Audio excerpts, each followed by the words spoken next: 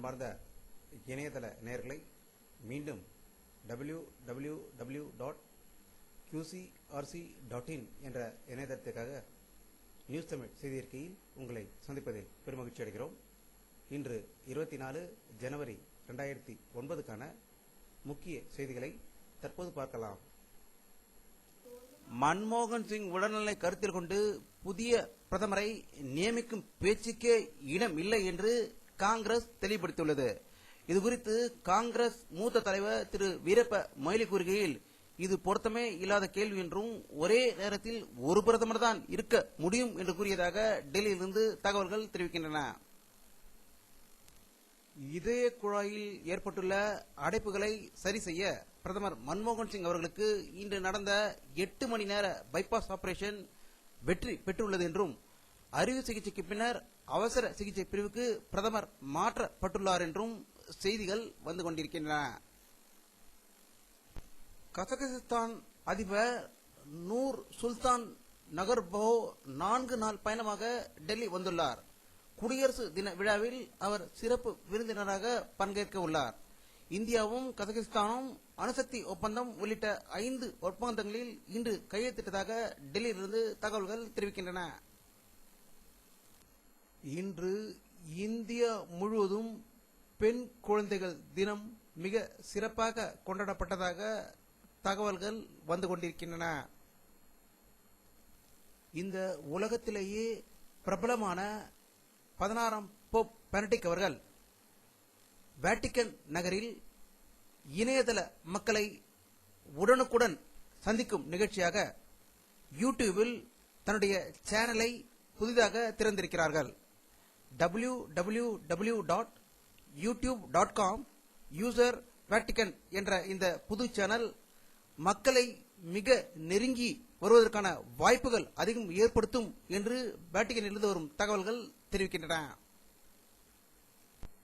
இலங்கையில் தமிழ் ஈழத்தை அங்கீகரிக்க வலியுறுத்தியும் போர் நிறுத்தம் செய்ய கோரியும் வாஷிங்டன் டிசியில் அமெரிக்க தமிழர்கள் அமைதி பேரணி நடத்தினார்கள். இதில் இலங்கை, மலேசியா, சிங்கப்பூர், தென்னாப்பிரிக்கா உள்ளிட்ட பல்வேறு நாடுகளை பூர்வீகமாக கொண்ட அமெரிக்க வாழ் தமிழர்கள் தலைநகர் வாஷிங்டனில் உள்ள இந்திய தூதரகம் முன்பாக போராட்டம் நடந்த படங்களை தற்போது பார்த்துக் கொண்டிருக்கிறீர்கள். இலங்கை தலைநகர் கொழும்பில் 3வது பத்திரிகை ஆசிரியர் தாக்கப்பட்டதாக ஒரு பரபரப்பு செய்தி வந்து கொண்டிருக்கிறது. சிங்கள மொழியில் வெளியாகும் வாராந்திர பத்திரிகையான ரெவியூவின் பிரதம ஆசிரியர் உபாலி தென்கோன் வெள்ளியன்று காலை தனது வாகனத்தில் அலுவலகத்துக்கு சென்று கொண்டிருந்த போது இனம் தெரியாத நபர்களால் இந்த தாக்குதல் நடத்தப்பட்டதாக செய்திகள் தெரிவித்துக் கொண்டிருக்கின்றன. இதை பற்றி நம்முடைய அரசியல் வல்லுநரிடம் கருத்து கேட்டபோது, ஈழ தமிழர்களின் பிரச்சினைக்கு திரு ராஜபக்சே தவறான தகவல்களை தெரிவித்துக் கொண்டிருக்கிறார் என்பது இந்த 3 பத்திரிகையாளர் தாக்கப்பட்டது மூலம் நிரூபணம் ஆகி இருப்பதாக அவர்கள் தெரிவித்திருக்கிறார்கள். பாகிஸ்தானில் வடமேற்கே ஆப்கான் உடனான எல்லைக்கு அருகே அமெரிக்காவின் ஏவுகணை என்று சந்தேகப்படும் ஏவுகணை ஒன்று தாக்கியதில் 5 பேர் கொல்லப்பட்டதாகவும் பலர் படுகாயமடைந்ததாகவும் பாகிஸ்தானிய பாதுகாப்புத்துறை அதிகாரிகள் தெரிவித்துள்ளனர். இது அமெரிக்க அதிபராக திரு பாரக் ஒபாமா பதவியேற்ற பின்னர் நடத்தப்படும் முதலாவது ஏவுகணை தாக்குதல் இதுவாகும் என்பது குறிப்பிடத்தக்கது. கடந்த ஆண்டு நவம்பர் மாதம் 28ஆம் தேதி சோமாலியர்களால் கடத்தப்பட்ட கப்பலில் இருந்த 25 இந்திய பிணை கைதிகள் வியாழனன்று விடுதலை செய்யப்பட்டதாகவும், அவர்களுக்கு எவ்வளவு பணம் கொடுத்தார்கள் என்ற தகவல் கிடைக்கவில்லை என்று தகவல்கள் வந்து கொண்டிருக்கின்றன.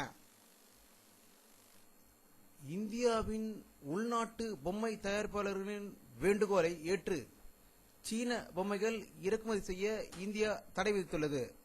மற்றும் இந்த மலிவு விலையில் பொம்மை கிடைக்கும் சீன பொம்மைகள் ரசாயன பூச்சினால் அவற்றை வைத்து விளையாடும் குழந்தைகளின் உடல்நலம் பாதிக்கப்படலாம் என்ற அச்சமும் தெரிவிக்கப்பட்டதால் இந்தியா இதற்கு தடை விதித்துள்ளதாக டெல்லியிலிருந்து தகவல்கள் வந்து கொண்டிருக்கின்றன.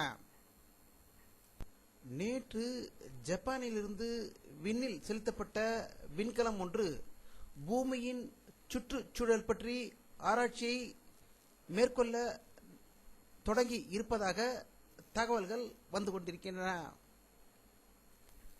பிரிட்டனில் கடந்த 15 வருடங்களில் முதல் தடவையாக பொருளாதாரம் இறங்கு முகம் ஏற்பட்டுள்ளதாகவும் அதிகாரப்பூர்வ புள்ளி விவரங்கள் உறுதிப்படுத்தியுள்ளனர்.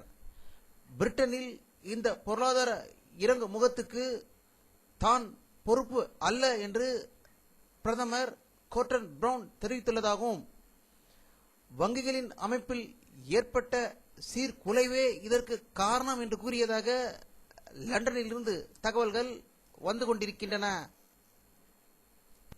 தமிழக எதிர்க்கட்சி தலைவர் செல்வி ஜெயலலிதா அவர்களுக்கு தமிழக முதல்வர் ஒரு கேள்வியை எழுப்பியிருக்கிறார். இலங்கை தமிழர்களை கொல்ல வேண்டும் என்று இலங்கை ராணுவம் எண்ணவில்லை என்று ஜெயலலிதா கூறியிருப்பது இலங்கை ராணுவத்துக்கு ஆதரவான வார்த்தைகள் இல்லையா என்று முதல்வர் கேள்வி எழுப்பியதாக தகவல்கள் வெளியாகி இருக்கின்றன. ஈழத் தமிழர்களுக்காக நாம் அனைவரும் ஓரணியில் திரளுவோம் என்று தமிழக திரைப்படத்தில் ஆட்சி செய்த ஆரிய பார்ப்பனிய இனத்தவரை தரையோடு தரைமட்டமாக்கி திராவிட இனத்தவரை தழைத்தோங்க செய்த திரைப்பட இயக்குனர் திரு பாரதி ராஜா அவர்கள் இன்று சென்னையில் செய்தி வெளியிட்டுள்ளதாக தகவல்கள் வந்து கொண்டிருக்கின்றன. இலங்கை தமிழர் பிரச்சினை குறித்து செங்கல்பட்டு சட்டக்கல்லூரி மாணவர்கள் நடத்தி வரும் உண்ணாவிரத போராட்டம் 3வது நாளாக நீடித்து வருகிறது. இலங்கையில் நடந்து வரும் போரை நிறுத்த மத்திய அரசு நடவடிக்கை எடுக்க வேண்டும் என்று வலியுறுத்தி செங்கல்பட்டு சட்டக்கல்லூரி மாணவர்கள் 14 பேர் கடந்த 22ஆம் தேதி தொடர் உண்ணாவிரத போராட்டம் தொடங்கினார்களும் அங்கு பலத்த போலீஸ் பாதுகாப்பு போடப்பட்டுள்ளது என்று செய்திகள் வந்து கொண்டிருக்கின்றன. இதில் நடிகர் சத்யராஜ், இயக்குனர் RK செல்லுமணி, கௌதமன் மற்றும் தமிழ் அமைப்புகளை சேர்ந்தவர்கள் கலந்து கொண்டதாக தகவல்கள் வந்து கொண்டிருக்கின்றன.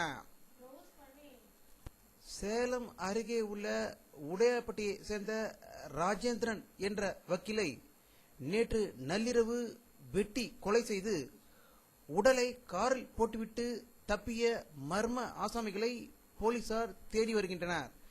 இந்த சம்பவம் சேலத்தில் பெரும் பரபரப்பை ஏற்படுத்தியுள்ளதாக தகவல்கள் வந்து கொண்டிருக்கின்றன. பெங்களூரில் இந்திரா நகரில் இன்று காலை நேர்ந்த ஒரு சாலை விபத்தில் ஹோண்டா ஹாக்ட் கார் மோதி 4 பேர் பலியானதாகவும் இந்திரா நகர் மார்க்கெட் பகுதியில் ஹோண்டா ஆக்ட் கார் ஒன்று வேகமாக வந்து கொண்டு இருந்தபோது கார் தாறுமாறாக ஓடியதில் பாதசாரிகள் 4 பேர் உயிர் இழந்ததாக தகவல்கள் வந்து கொண்டிருக்கின்றன. 24 ஜனவரி 2009 அன்று எடுக்கப்பட்ட சேட்டலைட் புகைப்படத்தை தற்போது பார்த்துக் கொண்டிருக்கிறீர்கள். நேற்று வங்கக்கடலில் இருந்த மேகமூட்டங்கள் அனைத்தும் கலைந்திருப்பதும் ஒரு சில மேகங்களே வங்கக்கடலில் இருப்பதும் தமிழகத்திலும் மேகமூட்டங்கள் அதிகம் தெரியவில்லை என்பது இந்த படத்தில் தெரிகிறது.